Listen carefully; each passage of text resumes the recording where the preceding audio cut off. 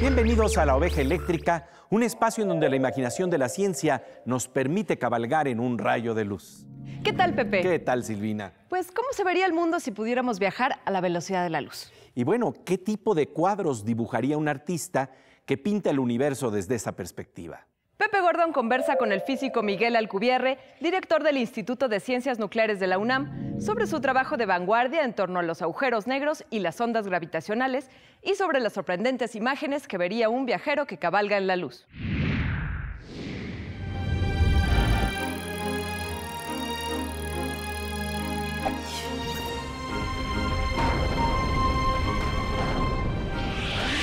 Algo que es muy interesante es también hacer lo que Einstein llamaba un Gedanken Experiment, que son estos experimentos que son hechos únicamente pensados, ¿no? Que están en la cabeza y que permiten de alguna manera hacer una pregunta que me parece fantástica. ¿Qué se siente cabalgar a la velocidad de la luz? Porque tal vez las imágenes que surgen de plantearnos qué podría decir cabalgar a la velocidad de la luz nos llevarían a entender el cubismo. Háblanos un poco de qué es lo que pasaría en nuestra percepción si pudiéramos por lo menos viajar cerca de la velocidad de la luz. De hecho, esta es la pregunta que Einstein se hizo desde muy joven. Él cuenta, cuando habla de su vida, que esta pregunta se lo hizo cuando era adolescente, cuando tendría como 15 años y tardó otros 10 años en más o menos respondérsela, ¿no? Cuando uno viaja a la velocidad de la luz o cerca de la velocidad de la luz pasan cosas muy interesantes. Dos cosas interesantes. Los objetos físicos se contraen. Los objetos que se mueven respecto a mí los veo comprimidos y si yo me muevo muy rápido, todo lo que pasa cerca de mí, todo lo que se queda atrás, lo veo comprimido. Se comprime, pero además se rota. Entonces, vería yo las cosas comprimidas y giradas. Entonces, vería yo no solo la cara de enfrente, sino la cara lateral de cualquier objeto que pase junto a mí. Aunque pase completamente perpendicular, le vería la cara de acá, ¿no? Entonces, eso sí, claro, que tiene que ver con el cubismo, ¿no? Que nos enseña diferentes facetas de un mismo objeto que normalmente no podríamos ver desde una perspectiva. Viajando cerca de la velocidad de la luz sí podríamos verlas. Es como ver todas las caras de una guitarra sin tener que darle la vuelta al objeto. Entonces, así veríamos los objetos, veríamos diferentes caras del objeto. Pero eso es el efecto en cuanto a los objetos. Espacio. Pero hay un efecto en el tiempo también. Viajando más rápido, viajando cerca de la velocidad de la luz, muy rápido, cerca de la velocidad de la luz, los relojes de cualquier objeto que se mueva respecto a nosotros los vemos ir lento. Entonces veríamos todo en cámara lenta. Veríamos el mundo girado con todas sus facetas y lo veríamos casi congelado en cámara lenta. Si alcanzáramos justo la velocidad de la luz, entonces de hecho el tiempo no pasaría, lo que veríamos es un continuo, futuro, pasado y presente serían lo mismo, no veríamos que pasa el tiempo. En este caso estaríamos hablando algo así como lo que registra el arte de Borges en el Aleph, en donde podemos ver todas las caras de un objeto en ese espacio especulativo que le llama el Aleph, que encuentra debajo de una escalera, un objeto tornasoleado, en donde se pueden ver todas las caras y rostros de todo lo que ocurre en el universo en un solo instante. Claro, veríamos todo en un instante, no pasaría el tiempo. Eso es bien interesante. Pasa una cosa parecida, no viajando rápido, sino cayéndonos a un agujero negro. Que ese es otro de tus intereses. Hablemos de eso. A mí me interesa mucho. Yo trabajo estudiando agujeros negros. Un agujero negro es una región del espacio donde la gravedad es tan intensa que ya ni siquiera la luz escapa y de hecho toda la materia que lo formaba se concentró en un solo punto. Pero hay una región que le llamamos la frontera del agujero negro, aunque ahí no hay nada físicamente, pero en esta frontera pasan efectos muy interesantes. Es el punto de no retorno. Si me acerco más, acabo cayendo. Si estoy más afuera, en principio puedo escapar. Y cuando te vas acercando a este punto de no retorno, que llamamos el horizonte, justamente porque más allá no podemos ver, es el horizonte del agujero negro. La curvatura del espacio es tan intensa que el tiempo básicamente se congela para alguien que estuviera ahí parado. Por la curvatura tan intensa del tiempo, en este caso, el tiempo ahí se congela.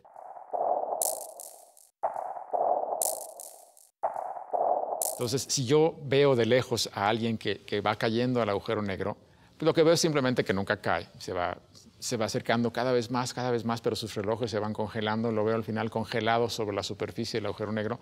De hecho, dejo de verlo porque la luz que sale se va corriendo al rojo, entonces la veo cada vez más roja y más roja hasta que se vuelve infrarroja y no la veo, ¿no? Entonces, en principio dejo de verlo, pero lo que me siempre pasaría es que se congela en la superficie del agujero negro. Pero eso es lo que yo veo yo desde afuera. La persona que está cayendo al agujero negro, ¿qué es lo que él ve? Y él lo ve al revés. Él ve que el universo afuera se empieza a acelerar y mientras más cerca está el agujero negro, más se acelera. Y entonces de repente ve todo en cámara rápida y luego cámara hiper rápida y luego ve que la Tierra, el Sol explota y el universo se acaba y toda la eternidad pasa en un instante en el momento en que él va a estar entrando al agujero negro. Que también es muy bonito. Son hermosas imágenes y lo interesante son las analogías que a veces nos da el mundo del arte, que con otros métodos y otra búsqueda nos está planteando este universo cubista al que nos acerca también la ciencia por otro camino, ¿no? Claro. El Aleph y el cubismo, Borges y Picasso, a su manera hicieron Gedanken Experiments, experimentos teóricos o mentales empujados por la curiosidad artística que permite asomarnos a imágenes maravillosas, sorprendentes. Empujado por la curiosidad científica, Miguel Alcubierre investiga los agujeros negros y las ondas gravitacionales que permiten asomarnos a paisajes inéditos del universo. De ello conversaremos después del corte. Pasamos ahora a la sección Los supersabios mexicanos del siglo XXI con nuestra compañera Silvina Espinosa de los Monteros.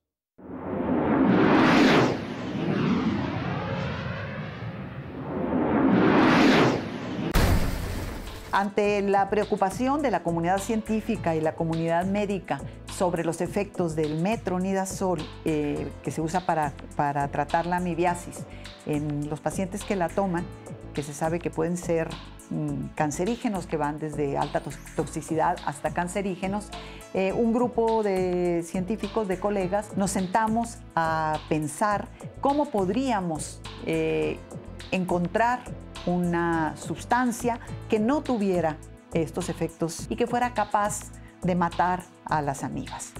Y entonces encontramos entre todas las drogas que probamos que la uranofina era 10 veces más potente que el metronidazol. Entonces es un hallazgo importante para combatir la amibiasis, una enfermedad que causa 70,000 muertes en el mundo. Diría que lo más importante del hallazgo es la conjunción de 3 instituciones, que son 2 instituciones mexicanas, la Universidad Autónoma de la Ciudad de México y el CIMBESTAB, y por otra parte la Universidad de California. Este trabajo ya fue publicado en la revista Nature Medicine, pues hay mucha preocupación en el ambiente científico con los efectos secundarios del metronidazol, sobre todo con los indicios experimentales de que puede ser un cancerígeno potente. Entonces, tener una alternativa es maravilloso. Como siempre, interesantes las notas de nuestra compañera Silvina. Regresamos enseguida a La Oveja Eléctrica para asomarnos a paisajes inéditos del universo. Conversaremos con el físico Miguel Alcubierre sobre agujeros negros y ondas gravitacionales.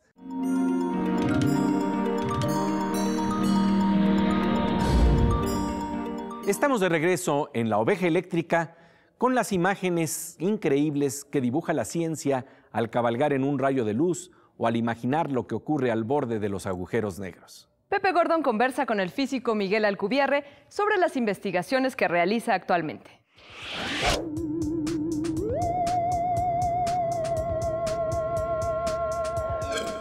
Esta búsqueda de los agujeros negros también tiene que ver con un estudio que tú estás haciendo muy importante con lo que podríamos llamar ondas gravitacionales. Y hablemos de eso porque este es el estudio, la investigación que te ocupa hoy en día. Pues justamente, como Einstein nos dice que la gravedad es una distorsión en la curvatura del espacio-tiempo, esta distorsión se propaga por el espacio como una onda, eso se puede demostrar también de la teoría. Entonces tú puedes tener una curvatura del espacio-tiempo que se aleja de los objetos a la velocidad de la luz justamente como una onda de curvatura. Entonces la curvatura va variando y esto es como una ola en el mar, nada más que lo que está oscilando no es el mar, no es agua, sino es el espacio y el tiempo. Esos son los que la distorsión de la geometría se va moviendo para afuera a la velocidad de la luz. Esta es una predicción de Einstein también de 1920, que no ha sido confirmada de manera directa todavía. Se ha confirmado de manera indirecta, porque las ondas, como cualquier tipo de ondas, llevan energía. Entonces, si tú tienes un sistema que genera ondas gravitacionales y la manera de generarlas es poniendo masas objetos muy masivos, como agujeros negros o estrellas de neutrones o algo así, girando muy cerca uno de otro en órbita, y esto distorsiona la curvatura de manera que se producen estas ondas que van hacia afuera, como en espiral, un patrón en espiral de ondas que va para afuera, ¿no? Y como las ondas llevan energía, la única lugar del que pueden sacar energía es del movimiento de estos objetos, entonces esos objetos pierden energía y se acercan. Paradójicamente se acercan y giran más rápido, porque mientras más cerca, más rápido. Entonces a la hora de perder energía se acercan y van más rápido, se acercan y van más rápido. Entonces lo que hemos visto es eso. Hemos visto un sistema de dos estrellas de neutrones girando una alrededor del otro en el espacio y midiéndola con altísima precisión hemos visto que cada vez están un poquito más cerca y girando un poquito más rápido. El efecto es muy pequeño, estamos hablando de millonésimas de segundo, pero se mide, los astrónomos lo pueden medir. Y esta pérdida de energía coincide justamente con lo que Einstein dice que debería pasar por las ondas gravitacionales. Entonces no vemos las ondas, pero vemos la pérdida de energía. Entonces es una medición indirecta, pero lo que queremos es verlas directamente, ver las ondas directamente. Entonces se han construido ahorita máquinas muy impresionantes. Muy sofisticadas. Enormes además, porque lo que hace a la hora de pasar una onda gravitacional cambia la geometría, y cambiar la geometría del espacio es cambiar distancias, ¿no? Entonces haces que los objetos se acerquen y se alejen. El efecto es bien chiquito. Entonces la idea es poner dos espejos y que cuando pase la onda, mandar un rayo láser, los espejos se acerquen un poquito y se alejen. Nada más que el efecto es tan chiquito y tan difícil de medir que lo que hacen es poner no dos espejos, sino como una escuadra, con espejos aquí, espejos acá, dividir un rayo láser en dos, rebota en los espejos, regresa y interfiere. Hay un patrón de interferencia y eso nos da muchísima precisión en medir distancias. Entonces, quieren hacer buscar estas interferencias para medir las distancias en las que se mueven los espejos. Pero para ver el efecto necesitas unas enormes. Entonces, son unos túneles como de 4 kilómetros de largo con espejos al fondo y en una escuadra. Entonces, son dos túneles de 4 kilómetros de largo para allá y para acá con espejos al fondo. Y cuando pasa la onda gravitacional, esperas medir cómo oscilan los espejos. Pero la oscilación es nada. La oscilación es una parte en 10 a la 21. Pero para que se den una idea, es como si tuviera un círculo de este tamaño, los espejos estuvieran separados 1 metro, se moverían una distancia equivalente al tamaño de un protón. Eso es lo que se moverían. Si estuvieran 1 metro, aquí los pusiste 4 kilómetros, entonces se mueven un poquito más, pero no mucho más, ¿no? Y por el momento no se han detectado. No han visto todavía nada. Estas máquinas apenas se terminaron de construir hace unos años, tienen como 5 años funcionando. No han visto nada todavía. Nadie está asustado todavía porque las máquinas se diseñaron para alcanzar una sensitividad que diríamos los físicos marginal. Marginal es apenas con mucha suerte y a lo mejor ver algo. Y de hecho, cuando uno hace un estudio estadístico de, bueno, cuántos agujeros negros hay allá afuera, qué tan seguido chocan, qué tan seguido pasan estas cosas. Porque se necesitaría un choque de agujeros negros para ver que esto de veras se pueda ver esto. Pero necesitaría que chocaran 2 agujeros negros para que la señal fuera suficientemente intensa para poder verla. Y dicen, bueno, ¿qué tan seguido creemos que esto ocurre a las distancias a las que este aparato en principio podría verlos? Y le da un cálculo que uno puede hacer, ahora sí en una hoja, no es muy difícil, es una cosa estadística. Y dice más o menos una vez cada 50 años. Una detección cada 50 años y no hemos visto nada en 5 años, nadie está muy asustado, pero tampoco nadie quiere esperar 50 años. Entonces lo que van a hacer es ahorita ya de hecho estas máquinas son 4 en el mundo. Hay 2 en Estados Unidos, una en Italia y una en Alemania, que es un poco más chica. Las van a pagar para mejorar todos los sistemas, mejorar los espejos, aumentar la potencia de los láseres y para aumentar la sensitividad de estas máquinas y llegar a un nivel en el que en lugar de esperar ver una cosa cada 50 años, esperes ver una cosa al mes. Y eso lo están haciendo ahorita y esperemos que esto lo terminen como en 3 años o 2 años. Calculan que el 2015 deberían estar funcionando otra vez estas máquinas con esta sensitividad mayor. Entonces ahí sí, en el 2015 todos esperamos que en el transcurso del primer año, digamos entre el 2015 y el 2016, las detecten por primera vez directamente las ondas gravitacionales. Se ponen a punto observatorios con túneles de 4 kilómetros de largo que en el 2015 detectarán de manera directa las ondas gravitacionales. Se trata nuevamente de un gran proyecto que propone la ciencia para entender el tejido del universo. Seguiremos conversando con el físico Miguel Alcubierre sobre este interesante tema tras un corte de este espacio-tiempo. Antes, vamos con nuestra compañera Aura López a la sección de experimentos caseros.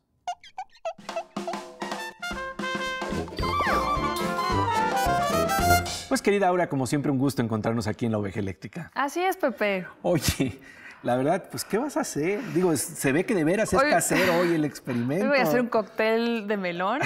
Lo vamos a poner en esta hoja. No, hoy lo que vamos a hacer es un experimento de gravedad y justamente vamos a necesitar un melón y una hoja de papel.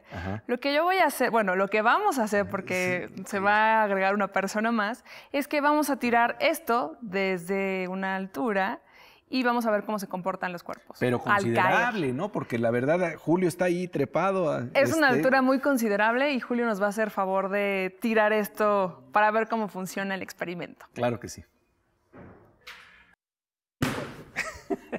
Bueno, pues ahora vimos claramente cómo en este experimento estaba cayendo la hoja de una manera mucho más lenta, pero aquí no se detiene el experimento. No, aquí no se detiene porque ahora vamos a tirar un melón y una hoja, pero ahora cerrada, y vamos a ver qué es lo que pasa. Bueno, pues lo bueno es que ya limpiaron para pasar a la siguiente fase. Vamos a ver ahora lo que sigue. Pues vimos claramente la diferencia entre cómo cayó la hoja cuando estaba planeando, llegó mucho después que el melón, y esa misma hoja arrugada saliendo al mismo tiempo que el melón llegaron juntos. Así es, en el primer experimento el melón cae primero, y cae primero porque la hoja va lento por la resistencia del aire. En el segundo experimento hubieras pensado que a lo mejor el melón también cae primero. Por el peso, ¿no? Pero en realidad caen al mismo tiempo por la gravedad y porque el peso, aunque sea un peso distinto, no afecta en la aceleración. Entonces, por eso caen al mismo tiempo. Pues es bien interesante, como siempre, entender estos principios que están detrás de fenómenos que en apariencia no podemos entender, pero que la física nos permite explicar. Pues como siempre, querida Aura, muchas gracias por tu presencia aquí en La Oveja Eléctrica. Gracias a ti, Pepe. Después de un corte, volvemos enseguida para ver cómo podremos asomarnos a paisajes inéditos del universo. Conversaremos con Miguel Alcubierre sobre un trabajo de vanguardia que abrirá nuevas ventanas de conocimiento en la astronomía contemporánea. No se lo pierda, aquí, en La Oveja Eléctrica.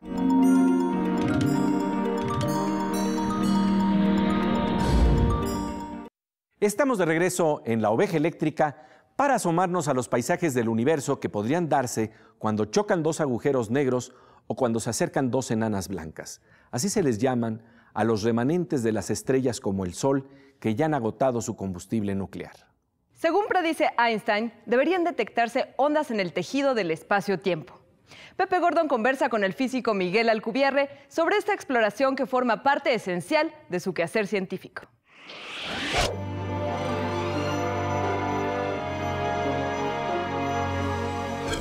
Por supuesto, esto tiene que ver con una curiosidad sobre cómo está estructurado el universo, claro, pero ¿qué implicaciones podría tener tal vez para una futura tecnología? Lo primero es descubrir que existen. Descubrir que existen, pues a alguien le va a dar un premio Nobel, seguro. Pero además es otra vez descubrir que algo que predijo Einstein hace 80 años está bien. Entonces esa es la primera cosa, tranquilidad de que la teoría que tenemos funciona también aquí.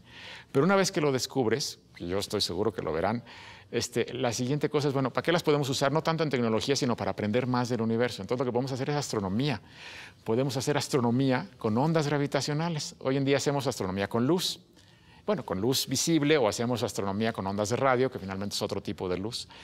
Nada más una luz que no vemos, pero que detectamos con aparatitos. Pero aquí podríamos hacer astronomía con ondas gravitacionales que sí no son luz. Es otra cosa muy Mapas distinta. Más exactos. Mapas del universo, pero de cosas diferentes, porque las ondas gravitacionales salen y casi no interactúan con la materia. Entonces podríamos ver el centro de una explosión de una supernova. Con luz no podemos ver el centro, porque lo que vemos es todo el cochinero de afuera, porque es muy brillante. No vemos el centro. Las ondas gravitacionales nos permitirían ver el centro, qué está pasando con el núcleo de la supernova, o dónde hay agujeros negros y dónde están chocando, y por qué están chocando, y qué tan grandes son los agujeros negros que hay allá afuera. Eso lo podríamos ir viendo y mapeando con ondas gravitacionales que no podemos hacer con luz. Entonces nos permitiría hacer astronomía y aprender mucho más del universo, abriendo una ventana diferente. Es que eso es lo que es maravilloso, es abrir nuevas ventanas, ¿no? Exactamente. Cuando tú estudias todo esto y lo tratas de transmitir a los jóvenes, realmente todo esto pasa porque hubo también en los inicios de tu carrera como científico un asombro ante la posibilidad de que el pensamiento matemático, tú eres físico teórico, sí, concuerde con la realidad y la pueda distorsionar, modificar. Sí. Esto me parece que es algo impresionante, ¿no? A mí es lo que más me llama la atención de la ciencia. De hecho, Einstein lo dijo alguna vez, muy bonita frase, dijo, lo más incomprensible de este universo es que es comprensible, que lo estamos entendiendo. Uno pensaría que no habría razón para entenderlo, es muy complicado, pero lo que nos ha demostrado estos últimos 300 años de ciencia moderna, digamos, es que sí se puede entender poco a poco, poco a poco y con mucha calma, paciencia. Empezando de paciencia, con problemas sencillitos, pero poco a poco ha ido creciendo la frontera de lo que hemos podido ir entendiendo con simplemente un pensamiento racional y un pensamiento matemático también. El universo ha resultado que está escrito en el lenguaje de las matemáticas, ¿no?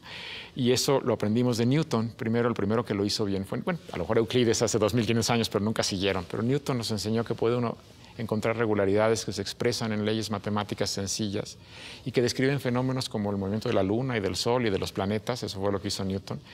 Y de ahí nos hemos ido siguiendo y cada vez podemos entender más y más y más aplicando esta misma idea. Pero son pasitos y pasitos de tortuga. Nos ha tomado 300 años y hoy entendemos mucho, pero hay mucho que no entendemos también, ¿no? Y el asombro, ¿verdad? Y el asombro de que sí, siempre hay cosas nuevas. Y cada cosa que aprendemos nos enseña otras miles de cosas que no entendemos. Y entonces siempre hay algo nuevo allá afuera.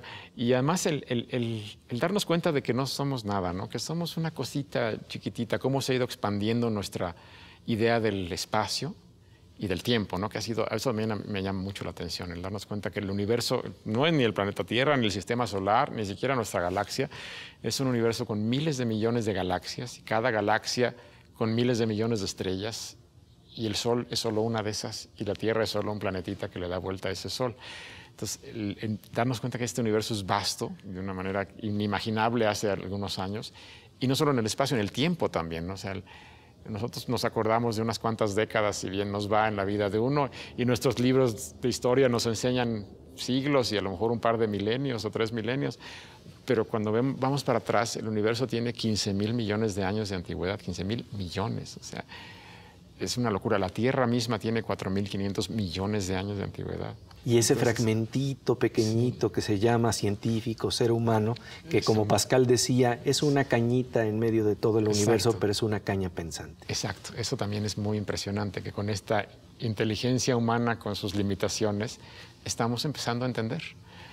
Estamos entendiendo, o sea, alcanzamos un nivel más allá de los animales, no sé cómo decirlo, o sea, llegamos como a un nivel crítico de inteligencia en el que, pasando ese nivel crítico que ya logramos, entiendes, puedes entender. Digo, seguramente habrá inteligencias muy superiores a la nuestra, probablemente en el universo, pero nuestra inteligencia es suficiente para ir entendiendo y darnos cuenta de la maravilla en la que estamos viviendo, ¿no? No, eso es de veras asombroso, y por ello de veras te agradecemos muchísimo, Miguel Alcubierre, tu presencia. Muchas gracias a ti. Aquí en La Oveja Eléctrica. Gracias por la invitación. Miguel Alcubierre subraya una idea poderosa. El universo está escrito en el lenguaje de las matemáticas. Gracias a ello, ensanchamos las fronteras del conocimiento, nuestros mapas del universo. Estamos tratando de dibujar con más precisión los contornos de los agujeros negros e imaginar el paisaje cubista que se podría percibir al cabalgar en un rayo de luz.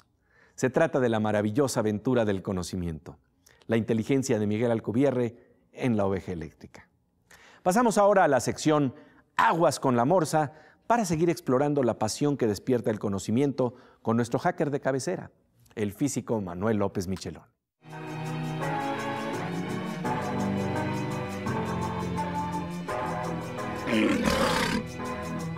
Pues querido Morsa, como siempre un gusto encontrarnos aquí en La Oveja Eléctrica. Gracias, Pepe. Oye, pues el día de hoy hemos estado hablando de la importancia del escenario de fondo del espacio-tiempo para entender cómo podría ser posible viajar más allá de la velocidad de la luz. Pero eso nos habla de que el escenario de fondo tiene un papel que muchas veces hemos dejado a un lado. En cómputo, ¿cómo se podría ver una imagen que tuviera relevancia con lo que hemos estado tratando el día de hoy?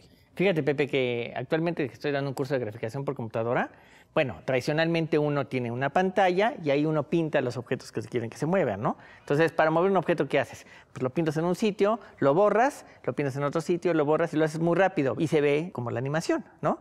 Resulta que tiene una cosa que se llama el canvas, que es el lienzo donde uno pinta. Ajá. Le llaman canvas, ¿no? Como un pintor, ¿no? El lienzo, sí. Es el lienzo. Pero resulta que descubrí el otro día que estaba dando clases, bueno, estaba preparando mi clase, y descubro que aparte de que uno puede pintar objetos en el canvas, en el lienzo y moverlos, uno puede mover el lienzo y dejar los objetos en el mismo sitio. Y entonces los sitios, todos los objetos que están en el sitio se mueven con respecto a cómo yo muevo el canvas. O sea, cómo muevo el lienzo del lugar. En nuestra metáfora sería el lienzo del espacio-tiempo. Exacto. Entonces, ahora no solamente tengo la opción de mover objetos en una pantalla fija, sino que puedo mover la pantalla para que los objetos los pinto en el mismo lugar, pero ya se desplazaron porque están en otro sitio. Y eso es finalmente la perfecta analogía de lo que hemos estado viendo aquí hoy. Ya no solamente tenía la estructura de la pantalla normal, ahora tengo que muevo incluso la pantalla a mi arbitrio para que haga lo que yo quiera. Las gráficas para mí estaban fijas en un ambiente. Ahora el ambiente se mueve con ellas. Eso para mí ha cambiado la perspectiva. Es otra cosa. Las gráficas han crecido en ese sentido y han enriquecido la manera de moverlas.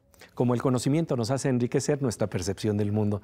Y como siempre, de verdad, te agradecemos muchísimo tu presencia aquí en la Oveja Eléctrica. Muchas gracias, Pepe.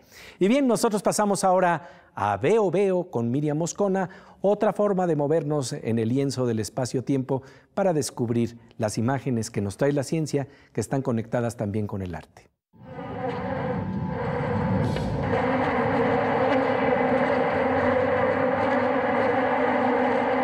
Pues querida Miriam, como siempre un gusto encontrarnos en esta ocasión que es el último programa de esta temporada de la Oveja Eléctrica. Vamos a hablar de algo que nos interesa muchísimo, que es el cerebro, pero también la belleza que se plantea dentro del mismo cerebro.